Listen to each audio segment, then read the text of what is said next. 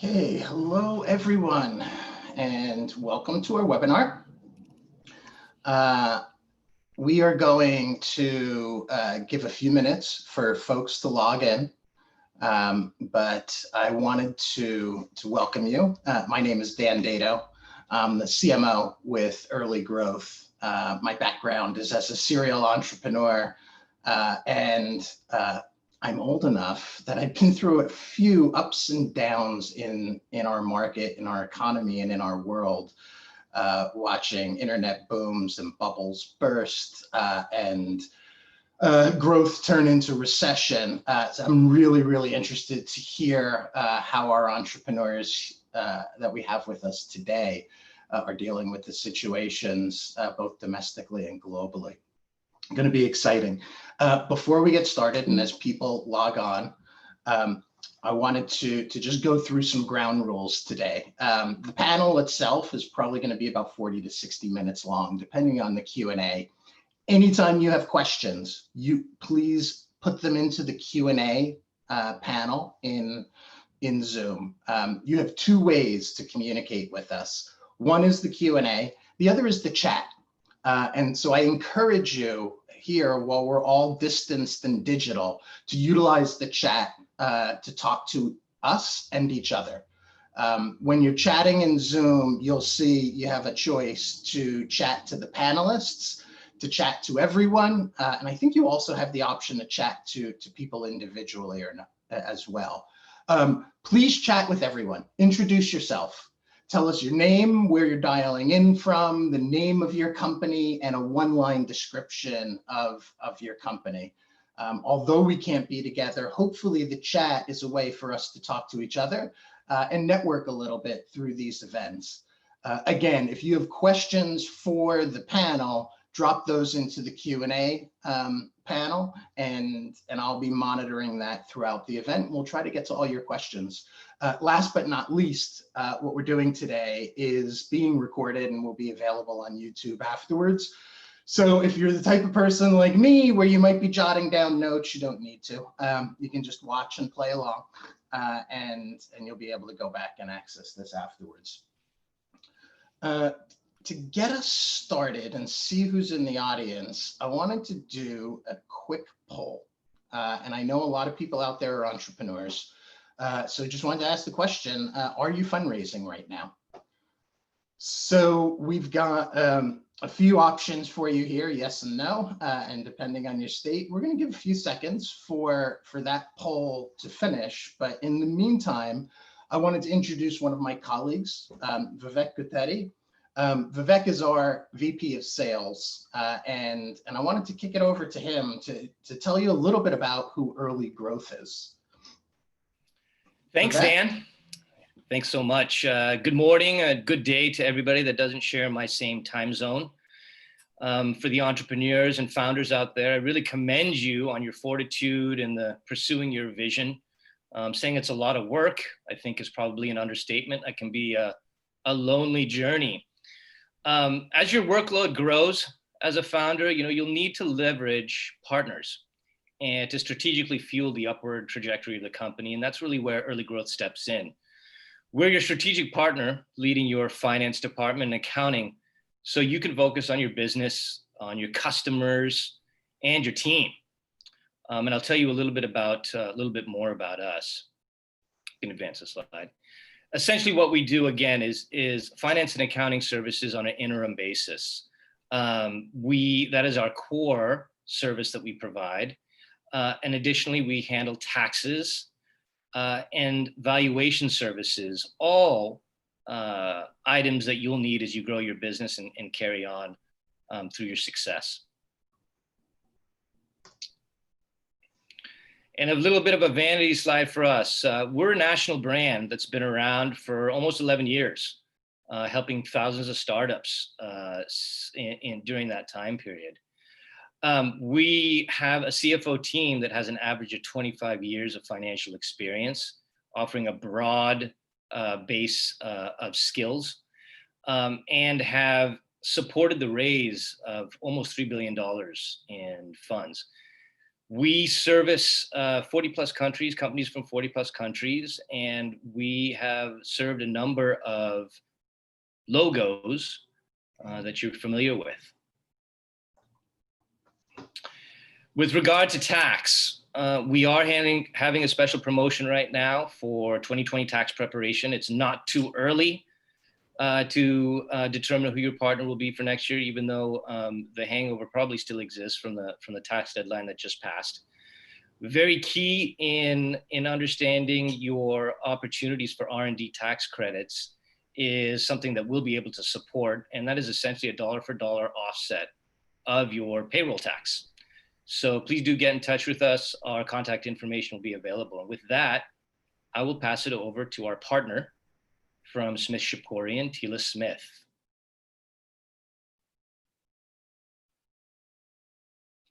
I think you're on mute, Tila. Sorry about that. Thank you so much, Dan and Vivek, for those introductions, and for our panelists joining us today to talk about how they're approaching business during the pandemic. I'm Tila Smith. I'm an attorney with Smith Shapourian Mignano. We are a boutique business law firm based in San Francisco. We provide general outside counsel services to startups and small businesses in a wide variety of areas, such as business formation, contracts, fundraising, compliance, HR matters, and business disputes. I think in these current times, we're missing that ability to go to networking events and bounce ideas off of each other.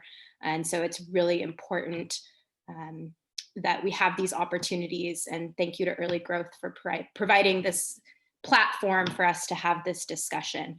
I think it's super valuable for founders and business owners to be able to share their experiences and help each other grow. So I'm going to briefly introduce our panelists here today, and then we can dive into some questions that I've prepared for them. And we're happy to take questions from participants as well as they come up. But we'll start with David Chan. David Chan is the CEO of Intellects. David, can you give us a little, a brief about your company and what stage you're at?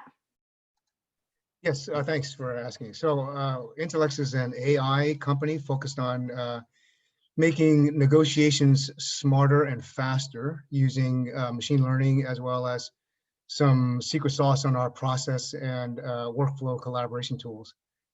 We are in a seed round raise now, hopefully pretty close to it. And we're going to be launching beta, in fact, next month. Awesome.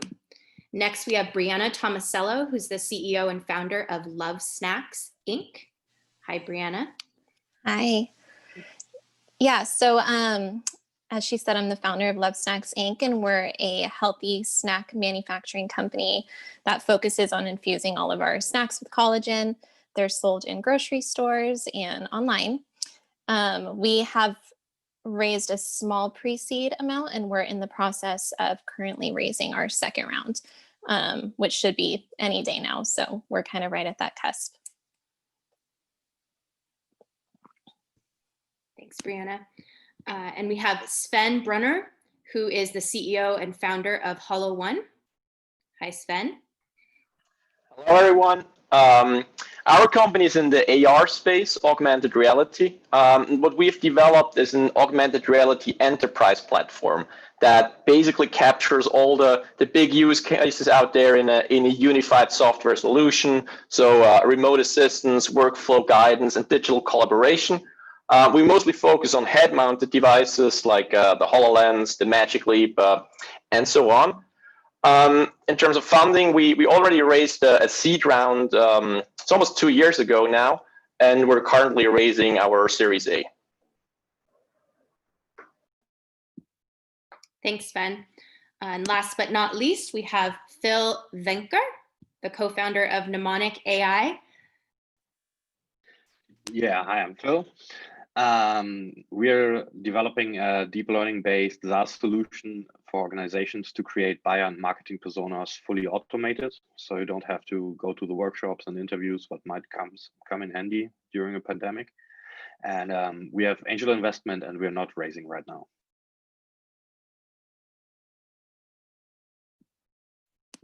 All right, thanks everyone for those intros. Let's dive into some questions that we have for you here.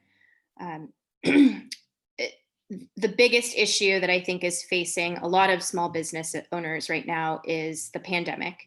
I know we're all getting tired of it, but it chugs on. So question for you guys, how has the pandemic affected your business over the last 6 months or so? Anyone want to start? I'll start. I know specifically for the food industry, it's really difficult right now meeting with buyers because you can't meet with them.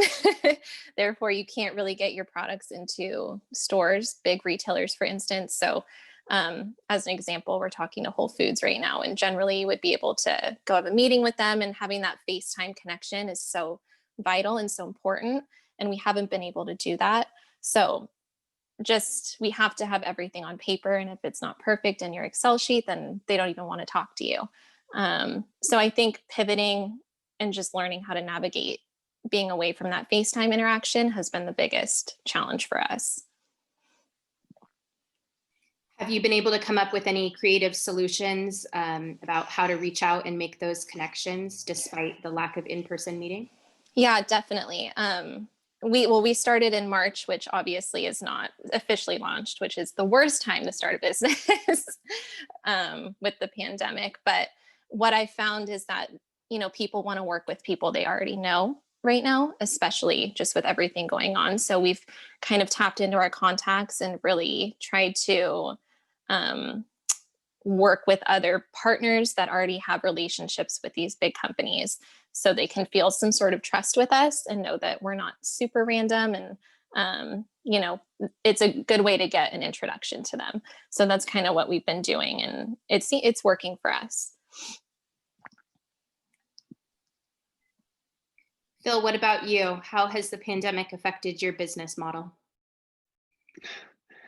Yeah, we, like Brianna, we went live in end of March, and actually planned on going to the US. So we're located in Germany right now to start fundraising. But yeah, then COVID really hit and everything was locked down. So we're still in Germany, not fundraising, but we just set our website live. And I think we have, with a deep tech solution, the benefit that we can do most of the stuff online, at least for our customers. So I don't want to complain. I think there are a couple of businesses and people who are much more affected from the pandemic than we are. Were there any plans or goals, projections that you had 6 months to 1 year out that have changed in any way? So that's really hard for us. We have no data to compare it to because we went live during the pandemic. We actually have discussed if we are better off during the pandemic than we would have been without, because the personas we create are normally really done manually with lots of people in a single room discussing the whole day. And I think we might benefit from people not being able to do that or not doing it across Zoom or stuff like that.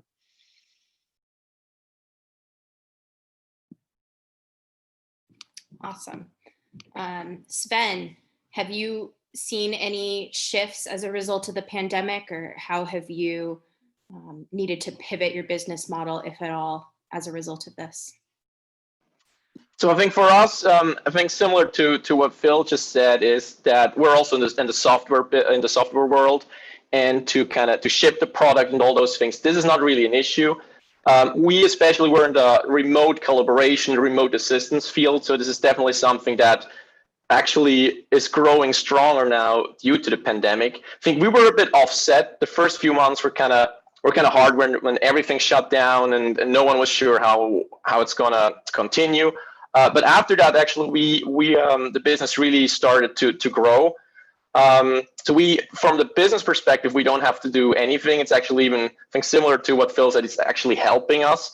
The biggest challenge for us is traveling, because we're headquartered in Switzerland, also have a subsidiary in the US, also have clients and customers in China and Asia.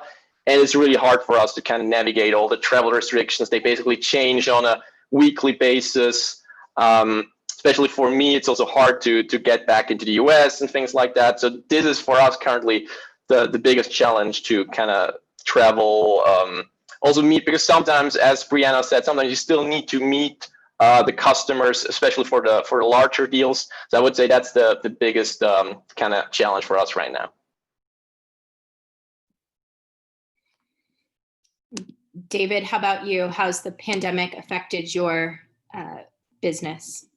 Yeah, thank you. So for us, it hasn't really changed much of anything, except for the fact that we're now raising globally from Singapore and India, as well as the US. Initially, when we actually we haven't launched yet, but we've spent our own money in the last year getting to beta, and so we're kind of in a catch-22. We're too large for some really early stage companies, seed companies or seed investors, and not far enough along for the very large investors. So we keep seeding it ourselves until we find a strategic investor. I think for us, similar to Phil, our technology is virtual. So it's actually, I hate to say it, the pandemic is somewhat good for us, because people negotiate remotely now rather than in person. And that's really what we focus on. Pandemic is not good for anybody, but but a virtual negotiation war room is a good place to be. Absolutely. David, in your conversations with potential investors over the course of the last year or so, have you seen any change in the questions you're being asked, or the types of what investors are looking for now as opposed to about a year ago? Actually, no. This is my third startup, so I have not seen. They want to have market validation, of course. They want to know all the same questions that they've generally asked in the past. Your management team, your leadership team, is the market big enough? I haven't seen any change in the questions they're asking, for sure. Have any of our other founders experienced any change in their fundraising position, or the types of questions they're being asked, or the investors that they're talking to in connection with their companies?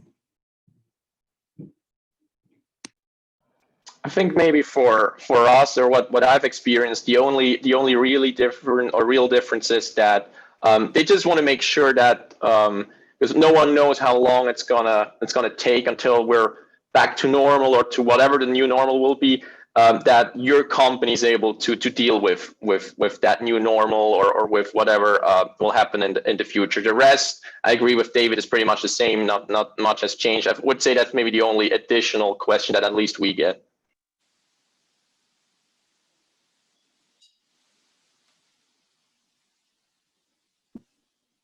Any other thoughts on that, Brianna or Phil? I think for us, our original thoughts were we were going to go one way with funding, but we kind of shifted and went towards the friends and family route. And it's been really great for us, just because we didn't know, at that point in time, it was so unknown what was going to happen. But that's really the only thing. And of course, the friends and family aren't going to have the type of questions that a VC firm would, or your normal investors. But the friends and family route has really been a good one for us. I have a question for you, Brianna. How did you approach friends and family as opposed to institutional investors? Yeah. So I have a business partner, and that's kind of his route that he's been taking and kind of working on it. We have friends, I guess, who are just really, they love our product, they believe in it. And they just found an opportunity that they could feel passionate about. They also have something to add. They aren't just like, here's the money, and they aren't silent, which is great because they all have something to offer. But I think, if we didn't have a product that they believed in, they wouldn't have offered the funding.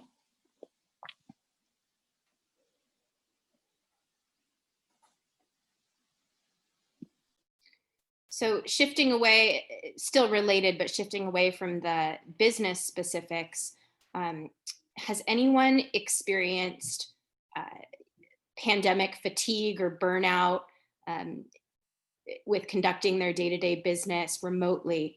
And if so, how are you dealing with that?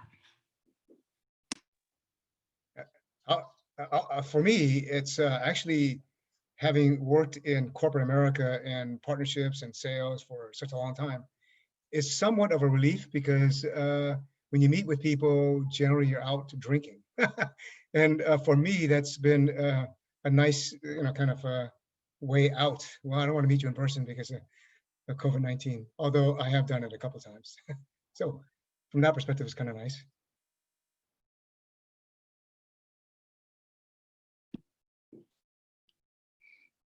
Has anyone else had a shift in the way that they're networking, communicating, doing business remotely, not necessarily internal to your business, but just connecting with people?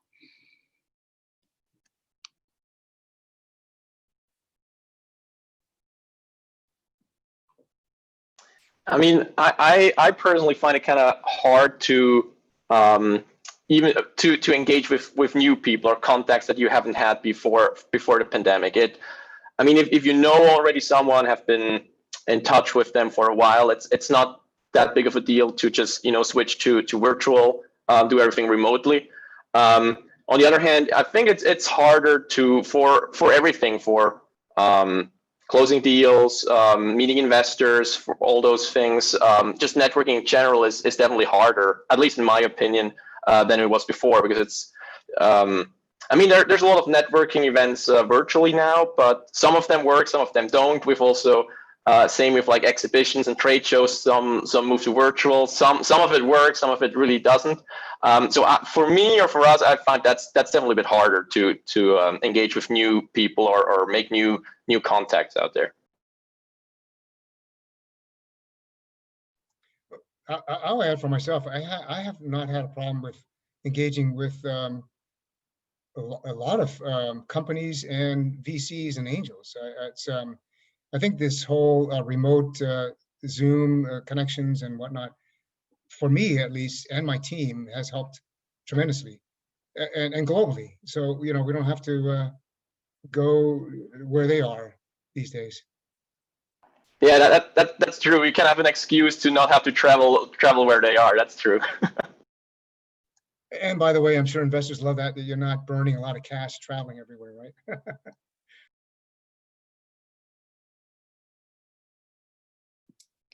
Are there any aspects of this virtual world that you hope stick around for the long term?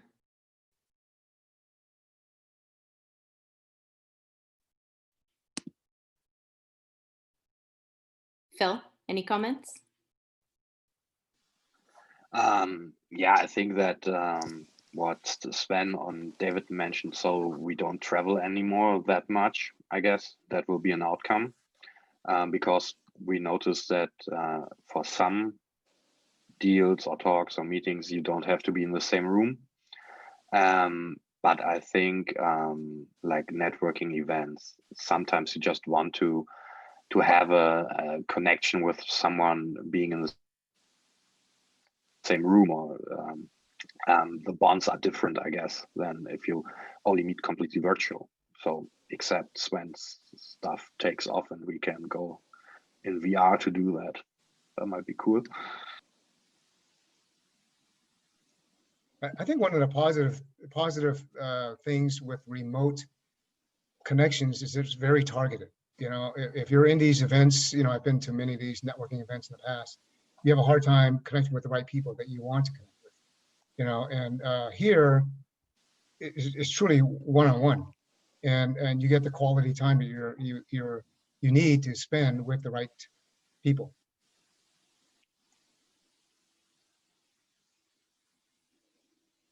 Yeah, I totally agree with David on that. And then also just kind of business level and personal level, I think the pandemic is benefited just teaching us how to take a step back and really dial in on what is important and what we need to focus on, and not dealing with all the fluffy stuff around it, if that makes sense. I think that obviously we miss the personal interaction, but I think at the same time, it's made us realize what's important, and it's a good, like, this is a difficult situation and it's taught everybody how to pivot. And I think that's important, especially for new companies too, to kind of be thrown with a curveball right off the bat.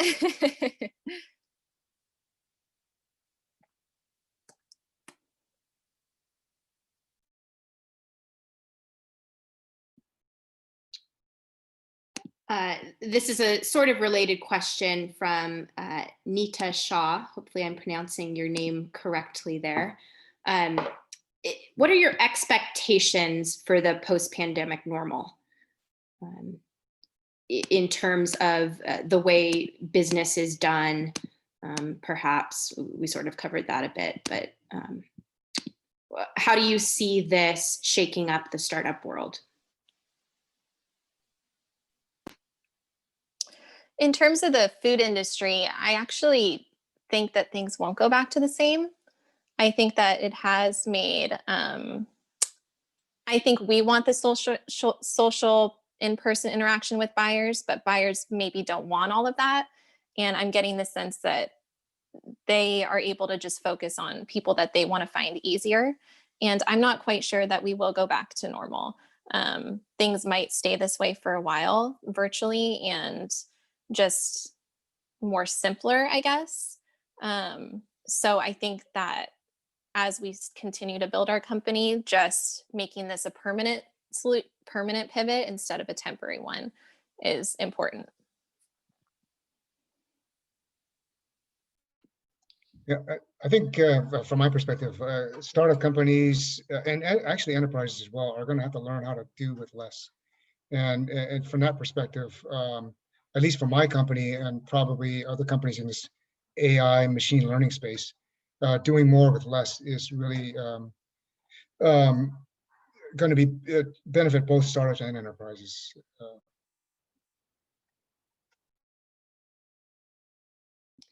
David, you mentioned an interesting point, doing more with less. And I think that the startup world in the Bay Area has become known for business perks and cool offices and things like that.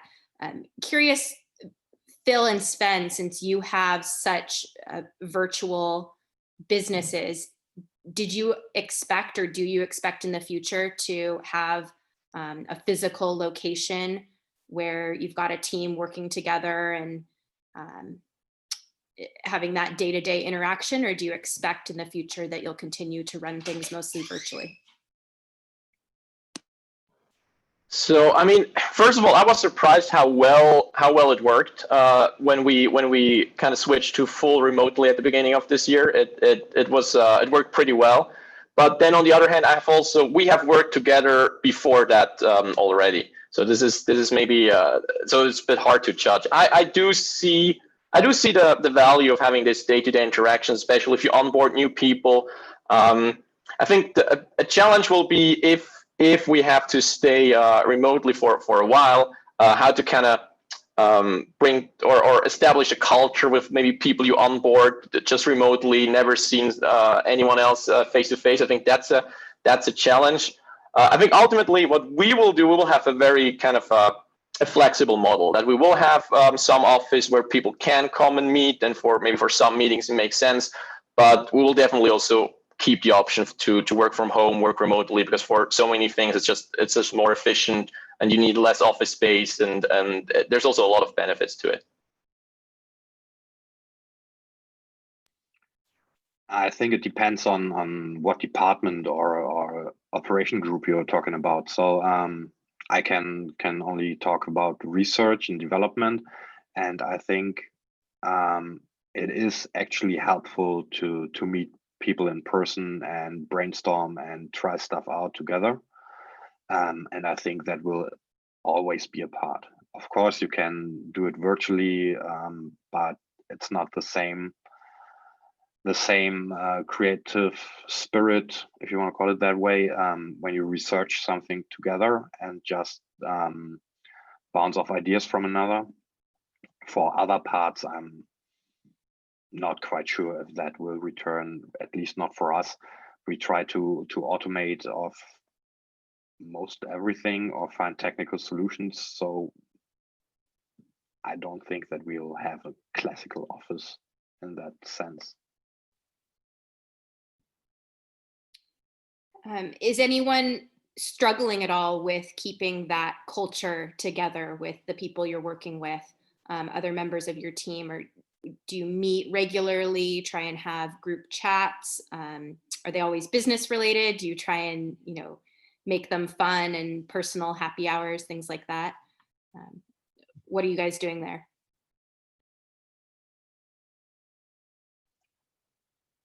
I'd imagine Brianna's got the best because she's got the healthy food. Yeah.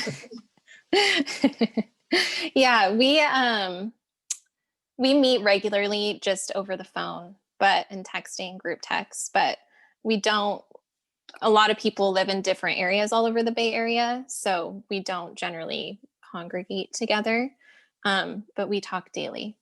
So I think it's important to still maintain that interaction. And I also feel like forcing people to have a Zoom meeting every day or every other day can get draining. So I think keeping it more lighthearted and over the phone and texting or just switching it up is important too. But I also want to add that we have to be in there to make our product. So we do have physical, we're actually making it, of course. Yeah, mine is a little bit difficult. I have a dev team in Eastern Europe. I have marketing in Italy. I have co-founders in India and 2 co-founders over here. So it's we definitely don't meet in person. I do know of another company that has been sending sending, if you will, coupons for food to their employees remotely. So or the local pizzeria will bring them food. I think that's kind of a cool idea. Brianna, you could probably even come up with an idea like that and send it to all of our employees. Brianna, I think David really wants to try those snacks. I do. I want to try. I know. I think so. Well, you're our neighbor. Now that I know, you can come swing by. Yeah, absolutely. New question. This is along the same lines, but more specific. What are some of the tools or methods that you're using to address the issues of being remote with brainstorming, customers, investors? So Brianna mentioned the phone calls and texting, staying connected. Zoom meetings can be kind of draining, but what are you doing with external parties as well to keep up those lines of communication?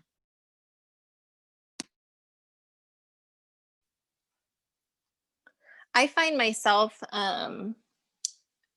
feeling like I'm emailing too much and bugging people too much sometimes. Like I keep going back to like buyers and things like that and our distributor.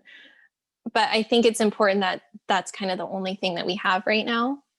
I also have kind of gone old school and started sending like handwritten letters with our product I don't just switch it up. I think anything is fair game right now, honestly. So just doing as much as we can to stay connected and finding new kind of or old ways, I guess, to just keep the communication flowing.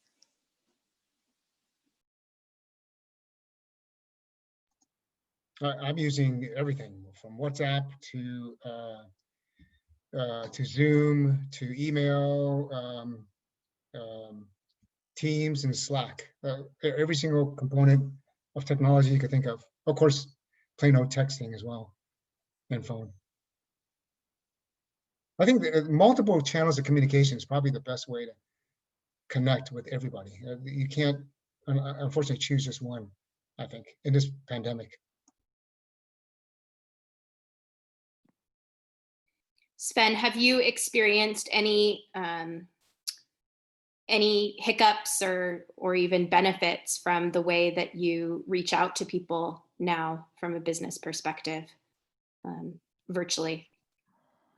I mean, besides the usual sometimes connection issues on Zoom or on one or the other side, no, not really. I would say it's for us, it's actually very similar. It's just, you know, basically the physical meetings have been replaced with Zoom meetings or things like that. But the actual communication, when we have an established partnership or customer contact, it's not so different. I mean, it's a bit different also over the summer between Europe and the US. Here in Europe was completely open over the summer. So we went actually from, let's say, May on, everything went almost back to normal. So we had physical meetings again. We would meet customers all over Europe physically.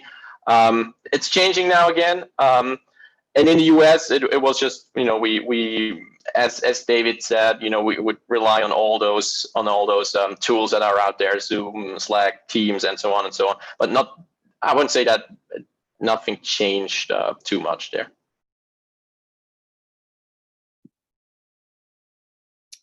Phil, do you have any changes in your strategy to attract customers or partners?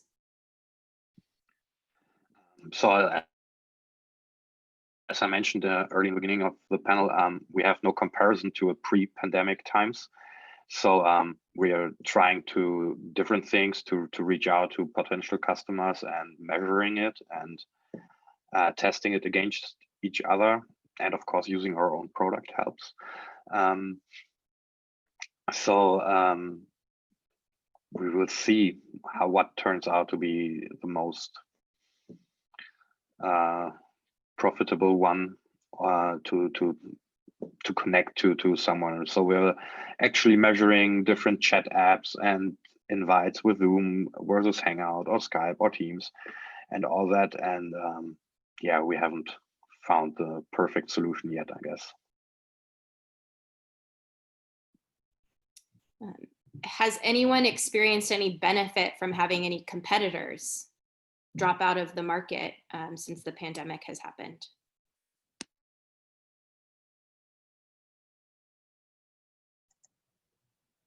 I have not. Yeah, I'd say the same for us.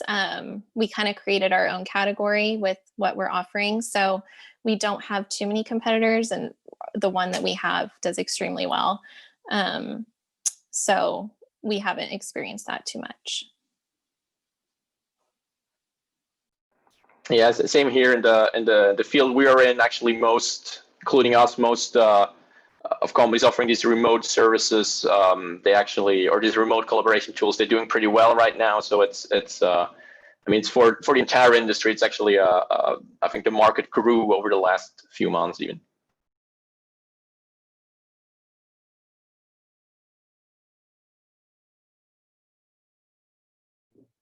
All right. Do any participants have any specific questions that they want to ask any of the panelists relating to their industry or general questions for the panel as a whole?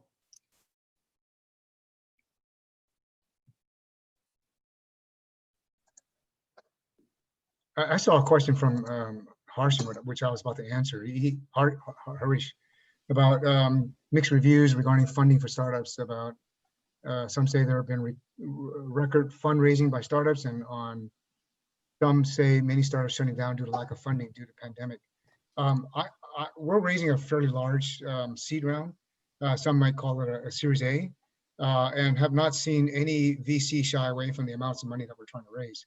On the other hand, the smaller seed round investors, as I mentioned, we're too large for, we've come too far for where they want to be. They want to take 7% of our company, and we say no way. So, but the large funds are still, the large money, if it's in the right space, is still available from what I can tell. By the way, it's just another tip. I think I've learned now that some of the Ivy League schools back east, for example, Harvard, Cornell, et cetera, they have their own funds available too. So if you can find a way to show how your technology plays into their schools, there could be some funding there as well. We're just starting to explore that. Wondering if Vivek or Dan have any comments on that, on the fundraising side of things, what you guys have seen. I know with talking with some of our investor colleagues, we've been told that, you know, we won't expect to see a huge change until a little ways out because they've already got the funds in place. They've already have the committed capital. So they're still looking for the companies to invest in. So I guess it goes to be seen still whether or not funds start to slip away down the line, depending on what happens with the economy. So the way I measure it is, you know, being in sales is a function of our pipeline. And of course, once, you know, we all got hit by a sledgehammer and everything grinded to a halt, we were all concerned, you know, how long is this going to last? And of course, now looking back, thankfully, we're seeing movement. And so again, that is measured by pipeline, and our pipeline has increased over the last 8 weeks. And I don't know if that's a clear indicator of money getting deployed. I suspect that it is. Part of it is also clients or prospects of ours that had said, stop, we're not doing anything with you folks, have now returned to say, things have progressed, we're ready to get going. We don't know how long this is gonna last, and we have to make plans for 2021. We haven't died on the vine, we've still got ambitious plans, and we're now ready to pursue them. Yeah, I'd just add to that. We have conversations with investors across the board. We represent hundreds of clients that are on this path of raising capital. And as we have these discussions, both with our clients and the investors, I think we saw a few things happen. One, everyone froze in March, April, and May. They focused on their existing portfolios. They had funds, they deployed them, but they shored up their existing investments. As we hit the summer months, June, July, and August, I think everyone started to recalibrate and say, I don't know how long this is going to go on, so we got to get back to business. And I think some investors felt, hey, I'm not going to invest in someone until I can go through my typical process and get to know them and meet them face to face. And as we hit September and October, we saw an adjustment being made.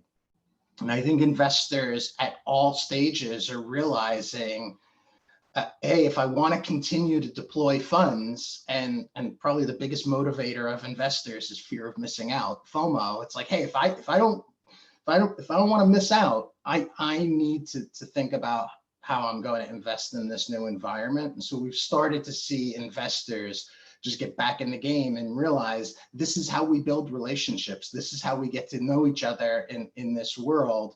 And they've adjusted their processes accordingly. And so we're starting to see that funding environment kind of come back to normal. There's a lot of assets to be deployed, and people are keeping up at their normal pace. If it's a VC firm that was making one investment a month, they're continuing to do that now. So I think we're at least on that front, we're kind of back to normal. And I would say that's consistent with what we've seen across the board with our clients as well. There was a period in March and April where a lot of people, you know, kind of held back and didn't move forward with projects that they were going to move forward with just to see how things shook out. And then we had sort of a unseasonably busy summer compared to years past, when I think everyone came out and said, okay, now we want to do this. We want to do it now. It looks like everybody's, you know, going to make this work. And I think similar to what our panelists have talked about today, the benefit of being in the technology and startup world is that this pandemic hasn't necessarily affected the day-to-day operations as much, and you're still able to work on things. Obviously, other small businesses that have been directly hit by closures and things, traditional retail, things like that, are certainly suffering, just because there's a natural drop in customers during that time. So I think that's where most of the damage has been. But it seems like for the technology world in general, if you've got a product or service or technology that makes sense in a post-pandemic world, investors should still be interested. Yeah, one thing to add, accelerators, and David mentioned universities. There were some investor groups that were very ready for an all virtual world. And the accelerators out there that were finding their deal flow, their applicants coming through the internet, they've just become more aggressive, and we've seen some growth in both the number of accelerators out there and the activity of accelerators. So I know some of our audience, there was a question about what to do pre-revenue, and certainly accelerators are a great place to go when you're a pre-revenue business to kind of kick off your fundraising and start to build your cap table and get your first institutional investors on board. And those folks have not slowed down. If anything, that they're picking up speed.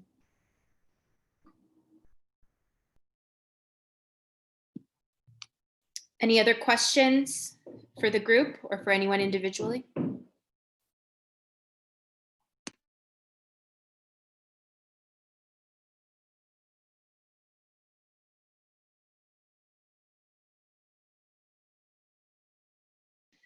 Yeah, perhaps I have one for our fellow founders. So I'm not quite sure if it is applicable to some or all of you, but we're really early stage. We have an angel investor who helped us get going, and we made the active decision not to raise right now because of the pandemic and because of not being able to really get a grip on how an investor or VC might be in day-to-day operations and stuff like that. So might be a little bit special because we're located in Europe right now, and not only looking for money, but for actual help to grow the business and develop it further. And I find it pretty difficult to say after 1, 2, 3 Zoom meetings, okay, I'll hand you over some chunk of my company and hope that you're the right person to help us grow. So besides the money aspect, so how are you addressing that? Are you just talking to VCs you already had contact before, or how is it? Phil, I think that we are in the same boat, kind of. We raised a small amount before we even got started. My business partner invested a little bit of money for us to just get the product out there. And as we started to open and had plans to go to a VC firm and all this other stuff, we pivoted, and that's when we tapped into our friends and family because we didn't know what was going to happen. But the friends that have invested are people in the financial industry and people who have things to offer that can actually help us instead of just giving us money. And I found that with friends, they've been able, they know who we are. They invest in you. They don't necessarily invest in your business, especially if you don't really have much to show and no sales yet. I think that in our position, it's been a good route for us.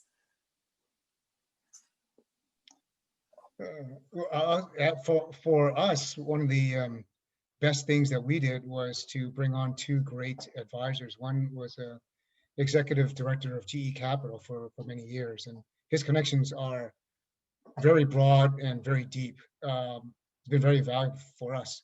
And the second, so we've been introduced to a lot of close VC colleagues that he knows. Secondly, we just hired a very well-known Silicon Valley law firm to represent us. They believe in us. They truly do believe in us and are making introductions to VCs. So these are all warm intros that we are making. And I feel comfortable with having these dialogues with these companies because of these intros.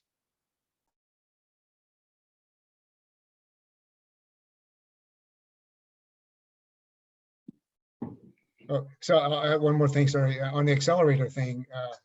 I think what I found from accelerators early on when we were first raising money is they really want a large chunk of your company. And unless you wanted to do that, for me, for us, it was not the right path to go. And so that's why we kept self-funding it ourselves. Fortunately, I have co-founders who've been around the industry for a number of years and have some amount of money that we could throw at this.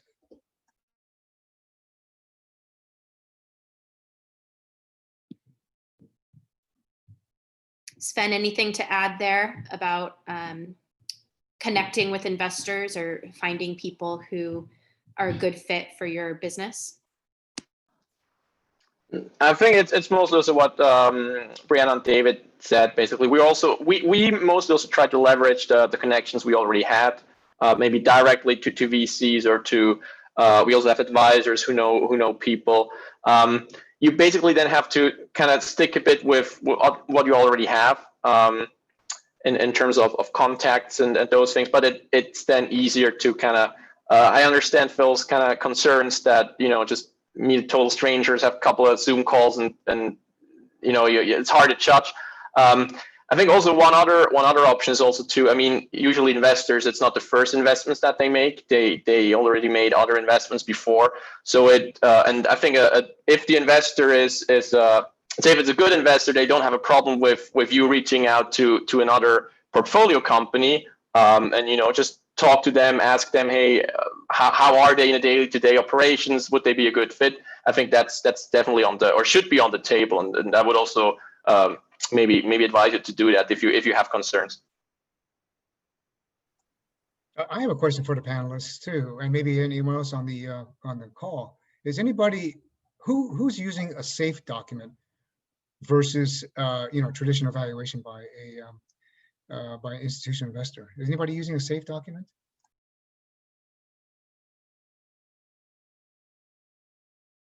I mean, at least for us, or maybe Phil can also comment on that.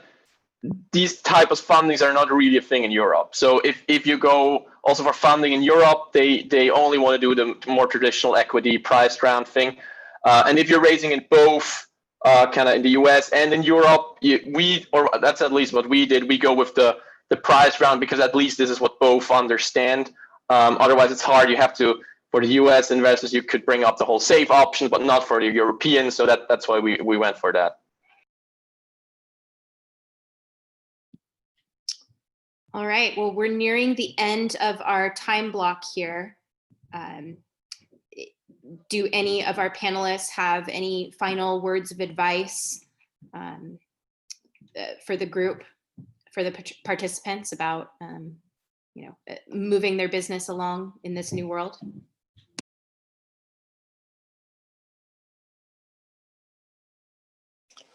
I think that overall just pivoting in general is essential right now, and nothing is set in stone and everything's changing every day. And so just being really flexible with what you do is, I think, the most important thing right now. Flexible with everyone, not just, your day-to-day operations, but your team and your investors. Just being really flexible overall and pivoting is, I think, the number one takeaway. Yeah, I echo that as well. Pivoting is, we've had to pivot as a country. We have to pivot as startup founders too.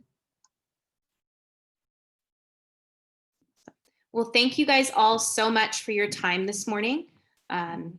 Always great to hear what you guys are up to and connect with you and find out what people are doing in this world. And again, thanks to Early Growth for this platform. If no one has anything else to add, I think we can wrap it up. Thank you. Thank you, everyone. Thank you. Tila, thank you. Great job. And thanks to Smith Shapourian as well. And to all our panelists. To our audience, we do webinars on a regular basis. Our next webinar is going to be a VC fireside chat on November 11th. It's not yet up on our website, but keep an eye out for it. It will get posted in the next day or so. But every month we do 1 to 2 webinars about startups, investing. We're going to be running a panel November 18th about Latinx investors and founders and the issues and barriers that they face. So we look forward to seeing you back again. Thanks everyone and have a great day. Bye-bye.